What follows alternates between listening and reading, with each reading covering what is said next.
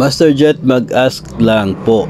Meron akong deduction ng overpayment sa PVP for this month of October and November.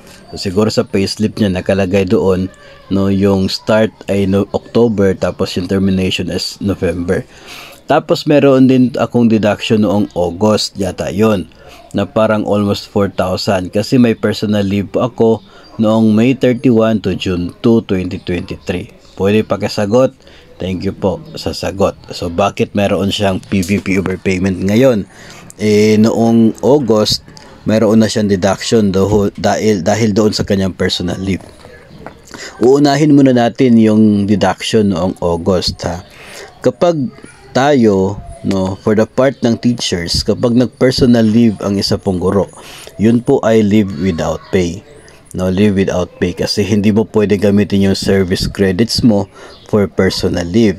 Diba? Yun ay pwede gamitin lamang kapag sick leave. Ayon po sa DepEd Order number 53, Series of 2003. Ngayon, dahil ikaw ay naka-personal leave without pay, so of course, without pay talaga. Meron talaga siyang deduction doon sa inyong sahod. Dahil doon sa pagiging without pay ng inyo pong naging leave. Ngayon, pagdating natin dito ngayon sa computation nating PVP or Proportional Vacation Pay, alam po natin na yung PVP mo ng isang guro ay kumpleto yan only kung kumpleto rin yung service niya sa loob ng isang school year. So, dahil meron kang personal leave without pay during the school year, yun po ay bawas doon sa actual service mo. Okay? Dahil binawasan yung actual service mo dahil sa personal leave, it follows na hindi na kumpleto yung serbisyo mo. So yung makukuha mo na proportional vacation pay days, PVP days, ay hindi na rin maging kumpleto kasi directly proportional sila. Ngayon, kung hindi kumpleto yung service, hindi kumpleto yung PVP, and then dumating yung July and August na kumpleto ang sahod na natanggap mo, then it shows na sobra yung nakuha mong sahod during the PVP period. Kasi yung dapat sana makuha mo ay hindi kumpleto. Dapat kulang siya dahil doon sa personal leave mo. Ngayon, nabigyan ka ng kumpletong sahod, so sobra yung nabigay sa'yo ni DepEd. So, yun ay kukuliktahin from you through a PVP overpayment deduction sa inyo pong payslip, sa inyo pong sahod. So, para po na mawala yung utang mo sa DepEd dahil sumobra yung natanggap pong sahod noong July and August, so i-deduct nila yan from your salary. So depende na po yung halaga and yung option ay nasa kamay po ng PSU ninyo.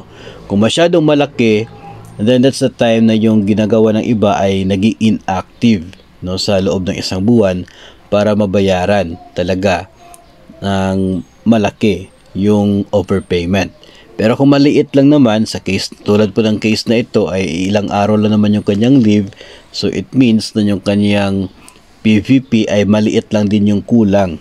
So yung for overpayment ay maliit lang din. So ginawa ay salary deduction.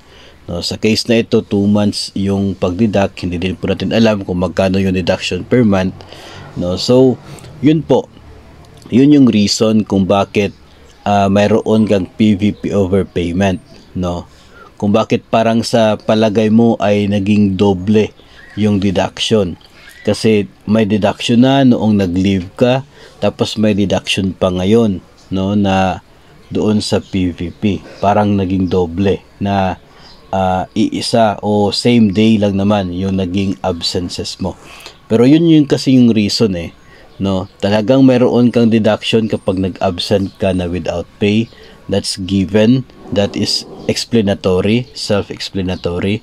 Ngayon, dahil kulang yung nakuha mo na PVP at sobra yung natanggap mo na sahod na parang pag-monetize doon sa PVP mo, ay talagang mayroon kang utang sa inyong agency. So yun ay kukuliktahin muli, no? Dahil po dyan sa case na yan. So yun po ang explanation kung bakit na meron kang deduction sa PVP kahit meron ka ng deduction noong ikaw ay nag-leave without pay.